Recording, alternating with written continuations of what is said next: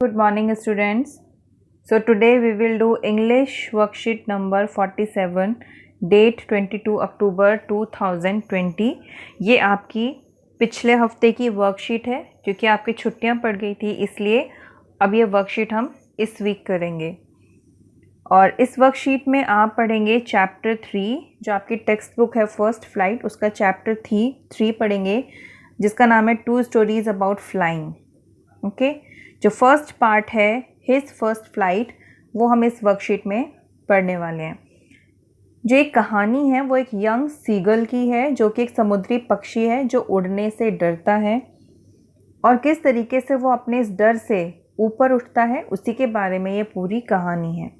So let's start reading. His first flight, written by Liam O Flaherty, is a story of a young seagull who is afraid of flying. ये जो कहानी है वो किसने लिखी है? Liam O Flaherty. He is the writer, narrator हैं और राइटर हैं। ठीक है, इन्होंने ये कहानी लिखी है। ये कहानी किसके बारे में है? एक यंग सीगल के बारे में है। सीगल एक समुद्री पक्षी होता है, ठीक है। वो एक ऐसा पक्षी है, वो एक नन्हा समुद्री पक्षी है जो कि उड़ने से डरता है। It feels that its wings will not support while flying. वो डरता है कि उसके जो पंख हैं वो उसको सहारा नहीं देंगे जब वो उड़ेगा। The writer gives a beautiful narration of the story. जो राइटर है उसने काफ़ी खूबसूरती से इस कहानी को सुनाया है। About how the bird overcomes this fear, किस तरीके से जो ये नन्हा सीगल है वो अपने इस डर से ऊपर उठता है। ठीक है, तो उसी के बारे में ये कहानी है। चलिए पढ़ते हैं। पहला पैराग्राफ है ये। The young seagull was alone on his ledge. आप लेज देखें, लेज क्या होता है? जो समुद्र के किनारे पे छोटी छोटी पहाड़ियाँ होती हैं, ये एक लेज है, और ये लेज का किनारा है जिसे ब्रिंक बोलते हैं। ठीक है, ब्रिंक मतलब किनारा। So the young seagull was alone on his ledge. जो नन्हा सीगल था वो बिल्कुल अकेले था अपनी लेज पर। His two brothers and his sister had already phloem away the day before. एक दिन पहले ही उसके दो भाई और उसकी जो सिस्टर है वो उड़ान भर चुके थे, यानी वो उड़ना सीख चुके थे। He had been afraid to fly with them.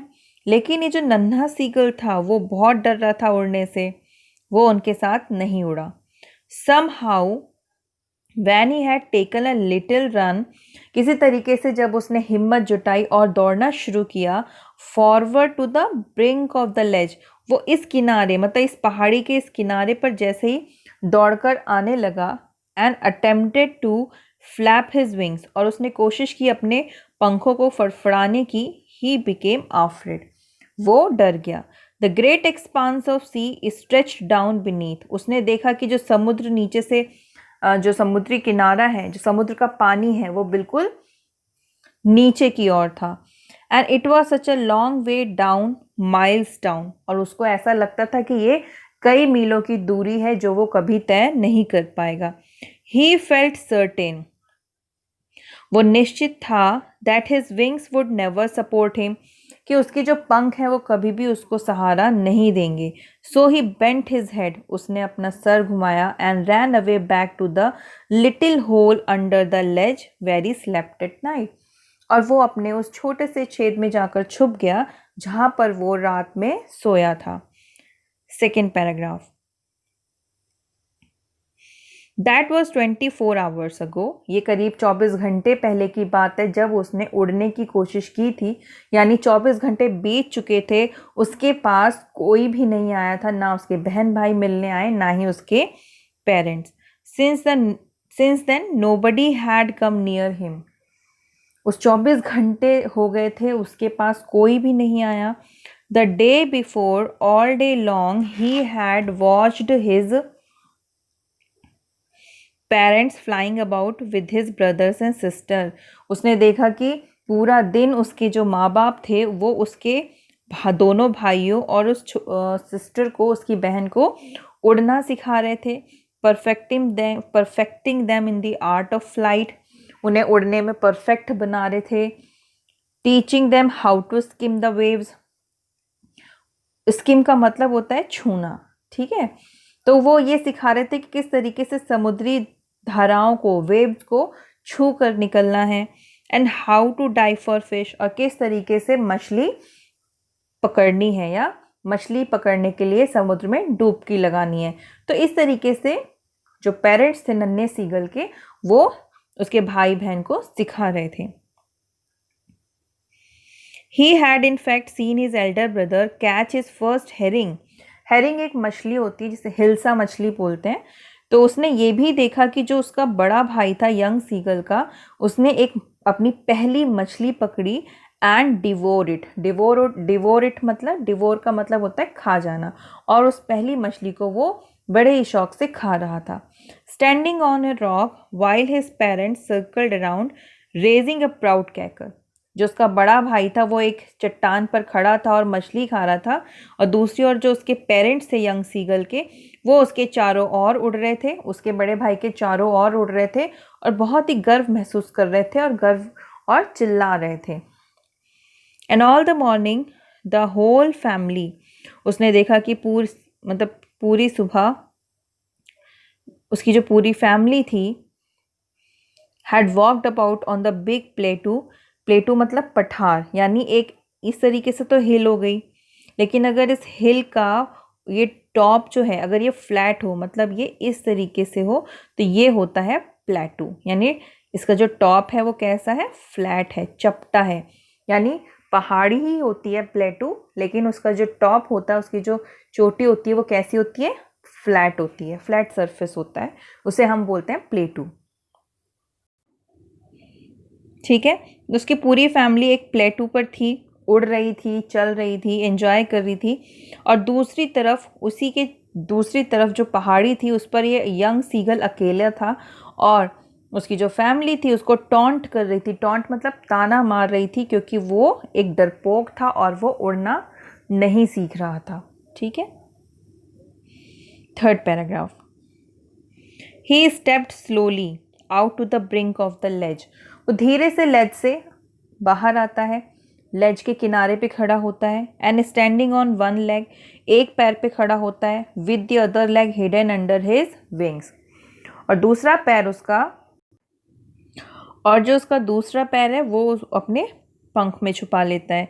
He closed one आई, उसने अपनी एक आंख बंद करी, देन द अदर, दूसरी आंख भी बंद करता है, and pretended to be falling asleep, और नाटक करता है कि जैसे वो सो रहा हो। Still they took no notice of him. फिर भी जो उसके पेरेंट्स थे या उसके बहन भाई थे, जो उसके अपोजिट साइड में खड़े थे एक पहाड़ी पर, उन्होंने उसकी ओर ध्यान नहीं दिया। He saw his two brothers and his sister lying on the प्लेटू। उसने देखा कि उसके जो भाई बहन थे वो प्लेटू पर लेटे हुए थे, सो रहे थे, dosing with their head sunk into their next. अपनी गर्दन की ओर सर मोड़कर वो सो रहे थे।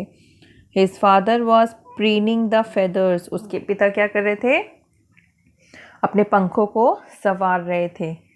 On his white back, seagull के फादर जो थे उनकी बैक यानी उनकी जो पीठ थी उस पर वाइट फेदर थे, सफ़ेद रंग के पंख थे, तो वो उसी को संवार रहे थे। Only his mother was looking at him. सिर्फ यंग सीगल की जो माँ थी वो उसको दूर से देख रही थी। She was standing on a little high hump on the प्लेटू। वो दूर से देख रही थी, वो एक जो पठार था उसकी किसी मिट्टी के टीले पर खड़ी थी और वो यंग सीगल को देख रही थी। Her white breast thrust forward. Now and again she tore at a piece of fish. अब समय समय पर जो उसकी माँ थी वो क्या कर रही थी, समय समय पर, नाउ एंड अगेन का मतलब समय समय पर। She tore at a piece of fish, वो क्या करती थी, जो फिश का टुकड़ा था उसको मतलब फाड़ती थी। दैट ले एट हर फीट, उसने अपने पंजों से उस फिश को दबा रखा था। And then scraped each side of her beak, और अपनी चोंच की दोनों साइडों को वो बार बार क्या करती थी, स्क्रैप करती थी, मतलब रगड़ती थी।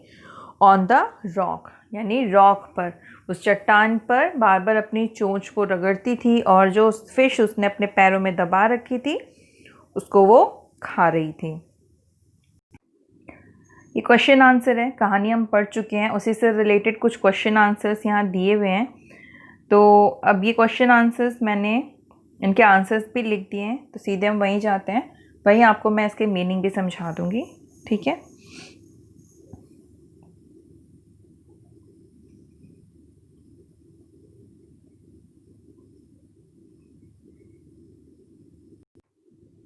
ठीक है। तो ये रही वर्कशीट नंबर 47 और इसके क्वेश्चन आंसर्स हैं। इससे पहले मैं आपको बता देती हूँ कि जो वर्ड मीनिंग है ये उसी पैराग्राफ से हैं जिसकी मीनिंग मैंने लिखी है। ये बहुत इंपॉर्टेंट है, इसलिए इन्हें आपको कॉपी में लिखना होगा। ओके, लेज मतलब कगार, सीगल एक समुद्री चिड़िया, ब्रिंग समुद्री किनारा या तट, स्किम मतलब छूते हुए निकलना, स्किम द वेव्स अभी हमने कहानी में पढ़ा। हेरिंग क्या है, मछली का नाम है। ठीक है, हिल्सा मछली, डिवोर मतलब खा जाना, कवार्डिस डरपोक, प्रीनिंग मतलब संवारना, हम्प मिट्टी का टीला, और नाउ एंड अगेन का मतलब है समय समय पर। ठीक है, अब क्वेश्चन आंसर पे आ जाते हैं। Question number 1, why was the young seagull afraid, वो क्यों डरा हुआ था नन्ना seagull. The young seagull was afraid of flying, वो उड़ने से डरता था। It felt that it's wing will not support while flying, तो जो नन्ना पक्षी था, जो यंग सीगल था, जो समुद्री पक्षी था, वो उड़ने से डरता था। आंसर यही है। और उसे महसूस होता था कि उसके जो पंख हैं वो कभी भी उसको सपोर्ट नहीं करेंगे उड़ते वक्त। ठीक है, question number 2, what did the young seagull feel about his wings, अपने पंखों के बारे में वो क्या सोचता था। The young seagull felt about his wings would not support him while flying, वही कि उसे लगता था कि उसके पंख उसको सपोर्ट नहीं करेंगे। Okay, now question number 3, for how long the young seagull had been alone, कब तक यह नन्ना सीगल जो था वो अकेला था। तो 24 घंटे तक वो अकेला रहा। फॉर 24 आवर्स, 24 घंटे से जो यंग सीगल था, it had been alone, alone था यानी अकेला था। Why was the whole family taunting the young seagull, पूरी फैमिली क्यों टॉन्ट कर रही थी, उसे ताना मार रही थी। Because the young seagull was coward, क्योंकि जो यंग सीगल था वो डरपोक था। And it did not fly with his family, और वो अपने परिवार के साथ उड़ता नहीं था।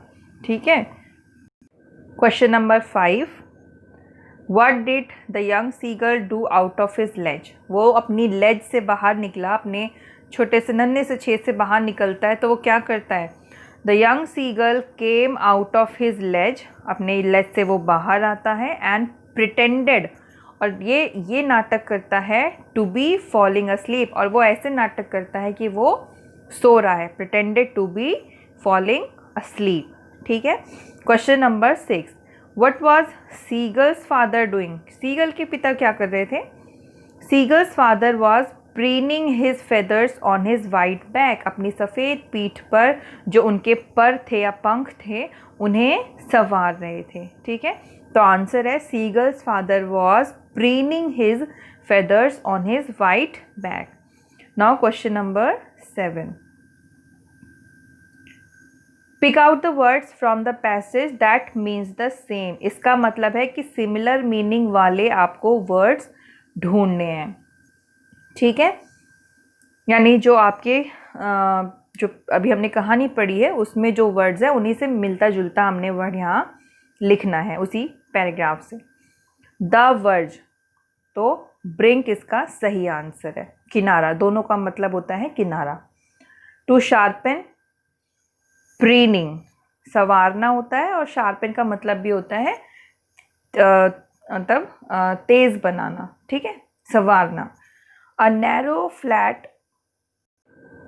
narrow flat piece of rock that sticks out from a cliff, एक फ्लैट पीस, एक चपटा हुआ रॉक का टुकड़ा जो क्लिफ से बाहर की ओर निकला होता है, जिसे हम बोलते हैं लेज। पिक्चर में आप देख सकते हो, वर्कशीट में जो पिक्चर दी है उसमें लेज बना हुआ है। ठीक है, क्वेश्चन 7 का D, an area an area of land that is higher than the land और around it.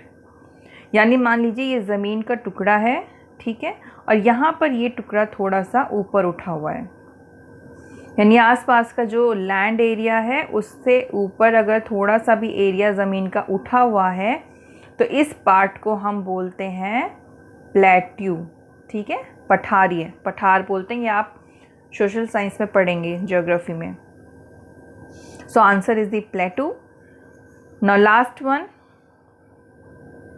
To move lightly just above a surface of और सी, मतलब किसी भी सतह या फिर समुद्र के ऊपर उड़ना या हल्के से उसको छूना, तो वो वर्ड है स्किम, ठीक है, हमने पढ़ा था स्किम द वेव। तो ये क्वेश्चन आंसर आपको कॉपी में करने हैं। So that's all for today, have a good day, take care.